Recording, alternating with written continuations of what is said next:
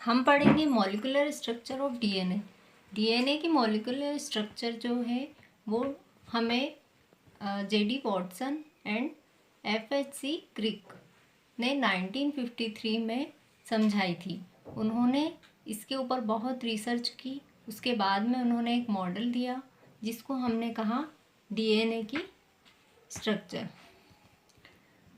Molecular structure of DNA.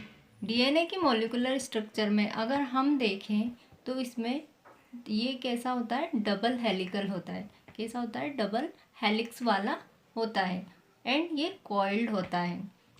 DNA में कितने strands होते हैं, 2 स्ट्रैंड्स होते हैं, 2 स्ट्रैंड्स होते हैं और ये आपस में एक दूसरे से कुंडली नुमा स्ट्रक्चर के रूप में इस तरह से लिपटे हुए रहते हैं। और ये इनके साथ में डीएनए के इन दोनों स्ट्रैंड्स में बहुत सारे शुगर एंड फास्फेट ग्रुप पाए जाते हैं जिनके पॉलीन्यूक्लियोटाइड स्ट्रक्चर बनती है।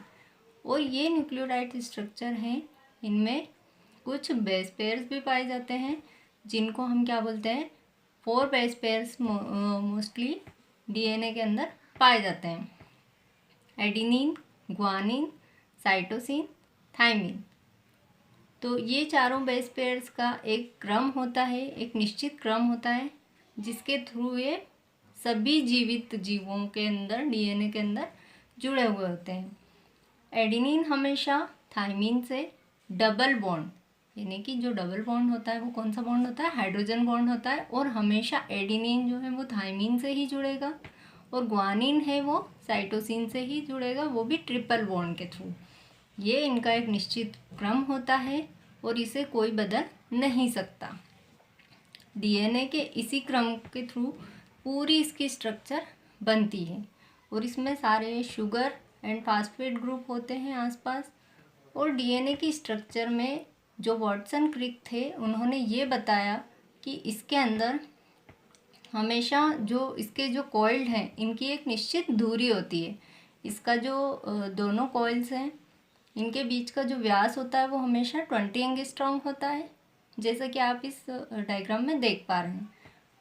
और जो इनका एक जो हेलिक्स होता है, इसके पूरे की इस इतने बड़े हेलिक्स की लंबाई जो है वो कितनी होती है, हमेशा 34 एंगस्ट्रॉम।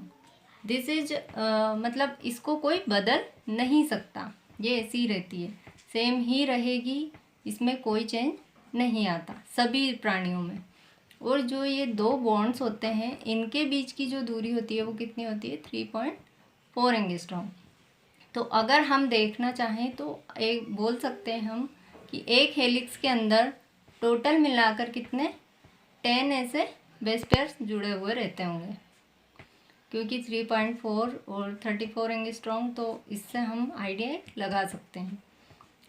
बाकी डीएनए की ये पूरी स्ट्रक्चर के अंदर हमने जो जो पॉइंट्स ये मेन मैंने बताए हैं आपको, अगर ये 6-7 पॉइंट्स आप लिख कर आते हैं एग्ज़ाम में तो आपको फुल मार्क्स मिलेंगे। ये हुआ आपका डीएनए का मॉलिक्यूलर स्ट्रक्चर, पूरा कंप्लीट हो चुका है ये। एक बार इसको हम पढ़ लेते हैं। इसका इंट्रोडक्शन में हम लिख लेते हैं, डीएनए की मॉलिक्यूलर स्ट्रक्चर का अध्ययन जेडी वॉटसन एवं एफएचसी क्रिक ने 1953 में किया था। इसलिए इसको हम क्या बोलते हैं, वॉटसन एंड क्रिक मॉडल। इस नाम से भी कभी कभी क्वेश्चन आ जाता है कि डीएनए का वॉटसन एंड क्रिक मॉडल समझाइए, या फिर ऐसा भी क्वेश्चन आ सकता है कि डीएनए के मॉलिक्यूलर स्ट्रक्चर को समझाइए। तो आपको कंफ्यूज नहीं होना है। इसका पूरा नाम अगर देखें तो डीऑक्सी राइबो न्यूक्लिक एसिड इसका पूरा नाम होता है डीएनए का। डीएनए के प्रत्येक अणु में 2 स्ट्रैंड्स होते हैं। मैंने आपको बताया है कि इसके अंदर 2 स्ट्रैंड्स होते हैं जो कि एक दूसरे से कॉइल्ड होते हैं, यानी कि एक दूसरे से आपस में लिपटे हुए रहते हैं। प्रत्येक डीएनए में 2 पॉलीन्यूक्लियोटाइड श्रृंखलाएं होती है।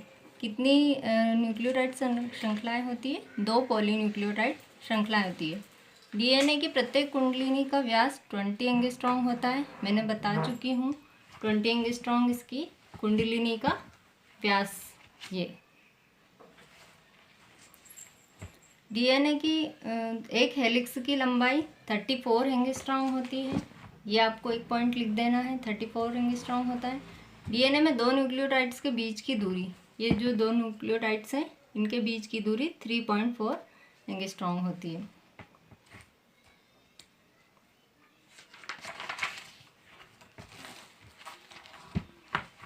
प्रत्येक जीव जाति के डीएनए में न्यूक्लियोटाइड का एक निश्चित क्रम होता है, ये मैं आपको बता चुकी हूँ।